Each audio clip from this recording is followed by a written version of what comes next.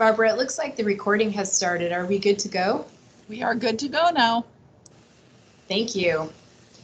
I now call to order this work session of the Anchorage Assembly on AO 2022-20, a ballot proposition regarding filling vacancies on the Assembly and in office of the mayor. It is Friday, January 14, and we are noticed from 2:10 to 3:10 p.m. Madam Clerk, would you call the roll, please? Yes. Suzanne LaFrance. Here. Christopher Constant. Here. Jamie Allard. Forrest Dunbar. Crystal Kennedy. Here. Cameron Perez Verdilla. Pete Peterson. Present.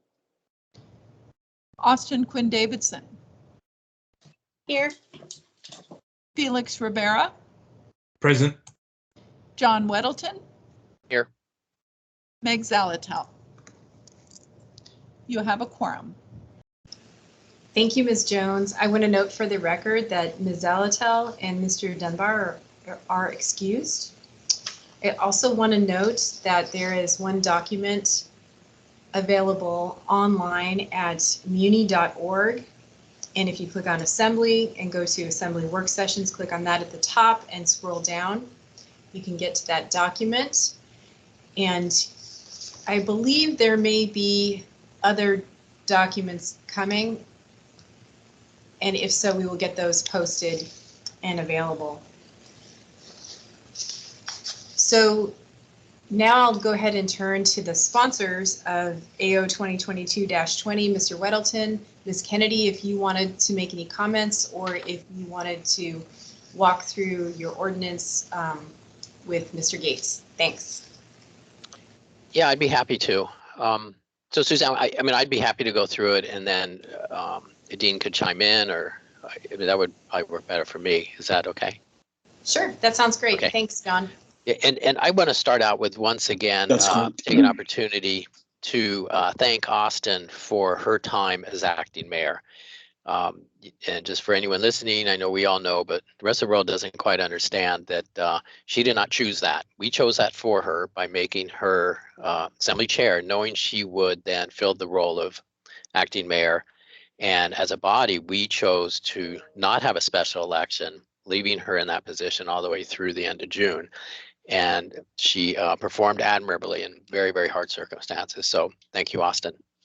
So, but this, that whole time, and even since then, it's been very clear that there's the charter, I think, read carefully and clearly, it says what it says, but people have been confused and not happy with the way it's worded or the result. I think read, as it stated, that the Assembly has the choice of either replacing a mayor through a regular or a special election, and that simply you can't do it any earlier than 90 days. And after that, the door is wide open on when that mayor would be replaced.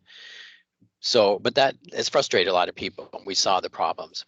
So the goal of this is to primarily, I mean, there's one, the very first section just takes the 60 days to have an election to replace an assembly member, makes it 90. And that's just a nod to the time it takes to do a proper election. And it also parallels the timing that already exists, no less than 90 days for replacing the mayor. So I think that's just really a very simple, practical change. But looking at the real meat of it is, what do you do when there's a vacancy in the office of mayor? And the intent here is one, clarity. Just say what the process is. Anyone reading it will know.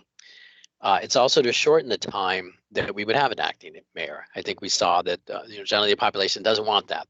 We want someone who's got the authority of someone who was elected to be mayor, to be in that position. It also, by limiting the time we have an acting mayor, it limits the time that some district is short on representation. And we saw that some of the votes, I think, were skewed because of that. And each district deserves full representation, as much as possible. And then also the timing used in this reflects the timing that's needed to do a proper election.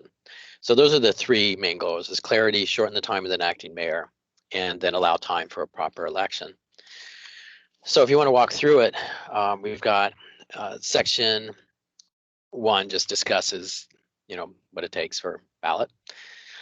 Section 2 presents the ballot, and that first section just changes to 90 days from 60, the time to have an election to replace an empty assembly seat.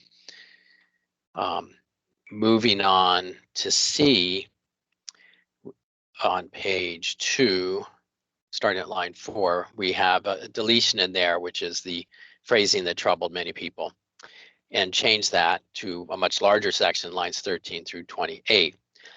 And we say elected successors shall serve the balance of the term, make clear that, and shall take office 30 days after certification of the election. Now that's intended to, again, shorten the time that we have an acting mayor instead of a elected mayor when there's a vacancy in the office of mayor. So instead of, it's normally, like, so you take May 11th of this year, mayor was sworn in on July 1. So that's about 6 weeks. And if there's not a runoff, it would be 8 or 9 weeks that they'd have time to do a transition. So it shrinks the time to build a team for the mayor. So it kind of balances the need for that with the desire to shorten the time that we don't have an elected mayor in office. Says that vacancy we filled no sooner than 90 days, which carries on what's currently in the charter. Can't do it too quick, but not more than 120 days. So not more than 4 months. In that, I think the not sooner than 90 days is an important piece of this. It, if you did it really quick, it could actually be gamed. A mayor could be ready to resign and get someone lined up ready, and they've got all their funding and all their signs ready to go, and they say, we're going to have an election in 2 weeks. Who knows? Something super fast. And other candidates wouldn't have time to, get their game together for a campaign. So I kind of assume that's why that was in there, and I think that's a reasonable provision, but not more than 120 days. So that's 4 months, and we can get an election going in 90 days. So it could actually happen in 91 days. So that's what that provision does. But we had a problem, which we saw when Mayor Berkowitz resigned, is that was the end of his term, and there was already mayoral campaigns geared up and going. So to have a special election, they would have overlapped, and that probably would have created a lot of confusion. You would have 2 ballots for mayor with probably essentially the same names on all of them, hitting your mailbox within weeks. And then in the case of a runoff, it certainly would have overlapped with the full mayors. You'd have a runoff with 2 names, and then you'd have simultaneously this full list. We saw about 14 people running, which is not uncommon. So we want to avoid that. So this kind of stipulates in the final year that you want to, you get 120 days. So that could still bring some overlap, but it would be kind of guarantees it's not quite as much as possible. And then in part 2, if the vacancy occurs 90 days or more, but less than 120 days for the next regular election, that we can use that regular election to also be the special election for the mayor. So that would be an odd situation. It'd be, if that's used to choose a, mayor who would be sworn in on July 1, but also someone who would be sworn in, who knows, mid-May, and, take office within 30 days, it'd be very awkward. But none of this is good. What's good is that mayors serve for their entire term, and we're just trying to make the best of what would be, kind of an unfortunate situation. So that is the gist of it. We have the ESSA version simply because of this section 3, and that was discussed at our previous work session by Dean, and just because of the timing of our meetings and a possible veto. I don't expect this would be veto. It seems pretty simple and reasonable, but just in case. So that's what I've got to offer you. Certainly Crystal may have more to add. Thank you, Mr. Weddleton. Ms. Kennedy, would you like to add anything? Thank you, Madam Chair. No, I'm not at this time. I'm certainly willing to discuss it more if anybody, has any more questions or wants to talk about kind of the way this would actually work. But I think John explained it all. Thank you. Thank you, Ms. Kennedy. Mr. Gates?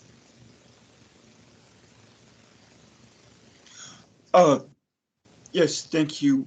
Well, I think that Mr. Watson also explained this very thoroughly, and the goals and the rationale for the changes here to the charter, as well as the new section 3. I guess I would just note one thing. If you look at the S version, usually we see S versions, any changes made to the language is in bold. And I just wanted to note here, original ordinances, it's usually not bolded, but underlined, and for new language and bracketed for deletions, but not in bold. But here in this instance, the ballot propositions that we put forth, we use bold, so it stands out to the voters more when they're reading the prop. And the original ordinance uses bold here. And I guess I just want to point out the S version, the only change from the original is the bolded new section 3 of the ordinance on page 2, line 33. So all the bolding that's on the above that on page 2 and page 1 is not from the S version, it's just for the ballot proposition and how it should be presented. So other than that, I'm available for questions if there are any. Thank you, Mr. Gates. And I understand that the S version was submitted for the agenda for the special meeting on the 19th, correct? Yes, that's correct. This was set for the 19th, so the S version should be on that agenda, yes. Okay. The S version is posted online. It is posted? Yeah, if you go to our agenda items, it's linked to the item. Okay, yep, I see it there. If you click on the link for the main item, then you can also, as typical, get to the AM and then also the S version. So for anyone listening, if you go just to the, from the assembly page or municipal meetings, and then scroll down to the assembly special January 19 meeting and click on the agenda, you can get to it. Thanks, John. Do members have any questions?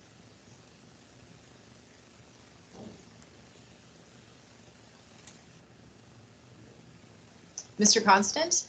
And let me just note for the record first that we've been joined by Ms. Allard at 2:25 p.m. Go ahead, Mr. Constant.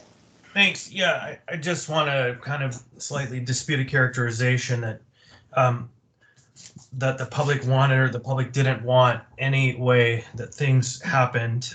We definitely heard in chambers from a loud group of people what they wanted, but I don't know that that was diagnostic of what the community actually believes. So I just want to put that out there. And I'm not sure when I should present the alternative that I had been working on. Thank you, Mr. Constant. I'll go to Mr. Gates, who has his hand up, and then. Oh, yes. Oh, go ahead, Mr. Gates. Thank you, Madam Chair. Oh, yeah, I just wanted to add a quick note. This is item 5M for the 19th meeting. And since this is a charter amendment, our charter requires approval by 2/3 of the assembly to send this to the ballot in April, and then a majority vote at the election. Thank you, Mr. Gates. Ms. Kennedy? Thank you, Madam Chair. I don't know if this is appropriate or not at this point, but I just wanted to say that in the past, I know Mr. Constant had mentioned over a year ago that he was working on something down this line, and I'm wondering if he is still working on that. It sounds like he is. If it would be appropriate at this point to maybe give us a rough summary of what that proposition might be about. Thank you, Madam Chair. Thank you, Ms. Kennedy. Mr. Constant? Yeah, thank you. And just by some kind of snafu of planning and timing and everything, the version that I had been working on did not get finalized and submitted recently, but there is a version. I don't know if the clerk has a copy to put up. It should be up on the committee page for purposes of discussion. And if it's not, I can make sure Dean can maybe send that out again. And I'm pulling up to that page. And what I had intended to do was something much, or the work sessions page, much simpler. Like, this is a pretty complex proposal for a charter change. And okay, so Dean puts in the chat that it is on the work sessions page. So it's listed on the work sessions page as AO 2022-XX handout. And it would simply add some pretty straightforward language that a mayor-elect of a new term following certification of regular election takes office on July 1. A mayor-elect to fill the balance of a term remaining after a vacancy following certification, special election runoff. Wait, maybe I got the wrong one here. Yeah, no, there it is. So the functional language really is section B there, and it says, I simplified it, and the date timelines are movable by a majority of the body. But whenever a vacancy in the office of mayors occurs, the assembly should meet on or before the next regular meeting and decide whether to fill the vacancy at the next regular election or at a special election held in accordance with the charter and Title 28. 1. If the vacancy occurs 90 days or more, but less than 120 days before the next regular election, a successor may be elected through regular election. If filled through a special election, it shall be held no sooner than 90 days and not more than 270 days after the occurrence of the vacancy, which is 9 months, which is 1/4 of a mayoral term. And so I just settled on that time because what I experienced during the pandemic was all of these things happened all at once. We had a vacancy in a mayor, we had a major pandemic happening, we had all of this uncertainty, and we had a regular election coming 8 months down the road. And it just was kind of an untenable thought for me at the time to try to run all of those processes all at once and get this thing done and provide for continuity of government in a time of major crisis. And so I think that my solution here as proposed is just a much simpler way to allow for flexibility, but to put an end cap on the timeline, which is, I think, a concern that is valid. You wouldn't want to have a temporary mayor appointed that could serve out the entirety of a 3-year term. So again, that 270-day number is a fungible number, flexible number. It could move up and down in my proposal. And that is essentially it with the language. Yeah, that's it. It's basic. Thank you, Mr. Constant. Before I go to Ms. Allard, I do want to note, per Mr. Gates's comment in the chat, that the documents are all available online. If you go to muni.org, click on Assembly, click on at the top Assembly Work Sessions. There are now 3 documents for this work session. The original AO 2022-20, and then the S version, and then the unnumbered AO to which Mr. Constant just spoke. So I will, and Mr. Gates said he has emailed it to members as well. Ms. Allard? Thank you, Madam Chair. I just wanted to express support for John's. We had discussed that a little bit, and I think that it's appropriate for the time frame to be the 120 days and then the election process flip over for the 5 weeks. I guess that it would take for, the training process from one acting mayor into the duly elected mayor. It's interesting though, because we as a body voted that we wanted to make sure that any acting positions, directors, that those individuals would be confirmed or another person would be brought forward within 60 days so that they couldn't sit in that seat of somebody who was just taking up the space to take up the space. So I just wanted to reiterate that we as a body came to an agreement that we wanted that to happen as acting directors. And I believe being the mayor of the municipality is a very important position, not to be filled by someone who is temporary. That's it. Thank you, Madam Chair. I appreciate it. Thank you, Ms. Allard. Are there any other members who have questions? Mr. Gates has his hand up. Yes, thank you. Madam Chair, I just wanted to point out from what Ms. Allard said, it reminded me that, of course, the mayor's a very important position, but they go on vacation, they get ill and things happen, so sometimes they're not available.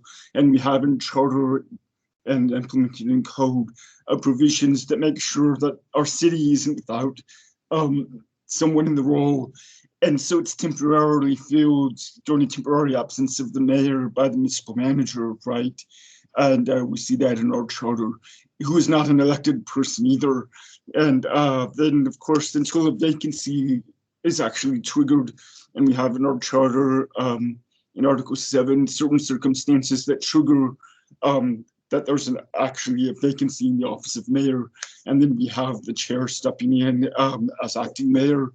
And so there's like several timeframes, and I don't know how to compare that to appointed department heads that are appointed by the mayor and confirmed. The mayor has a process to vet and select an appointee and nominate them and so forth. So these are really different, I think, apples and oranges type of comparison. But I wanted to point out also that it's important, and that was the goal of Mr. Weddleton bringing this forward, is to have an election being able to be set after that 90 days. So there's fairness to the public to bring forth candidates and do a campaign. And I'm not really sure how to compare that to vetting nominees for department heads and so forth. But regardless, however you look at it, there's going to be, in a temporary absence of the mayor or a vacancy, someone who wasn't actually elected to the position to perform the duties and role for some period of time until there's an election. Thank you, Mr. Gates.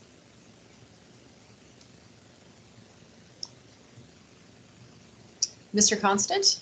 Yeah, I just would say I'm really glad to hear that we've increased support for the 60-day requirement. Thank you, Mr. Constant. No, don't speak to my motive, but thank you, Chris. I appreciate it. Are there any other members who wish to speak, who get to get in the queue? I don't see anyone in the chat. I'm just giving it a pause here. All right.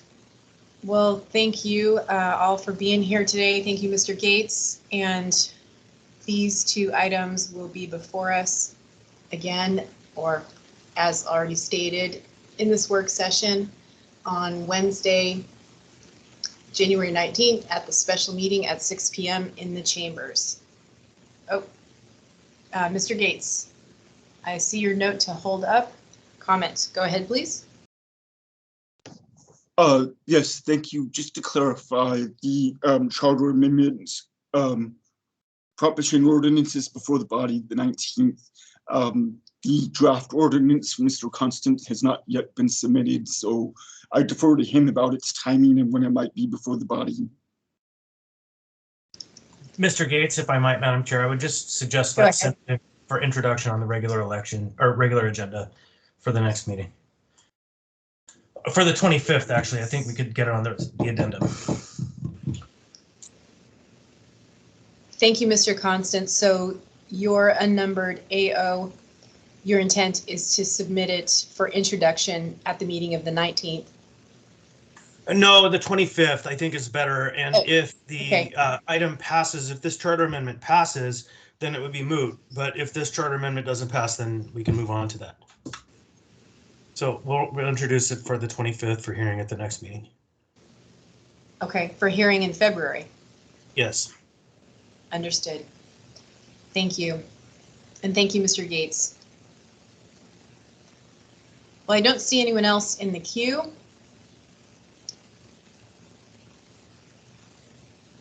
I will go ahead then and adjourn this work session and wish you all a good long weekend. Thank you. Thanks, everyone.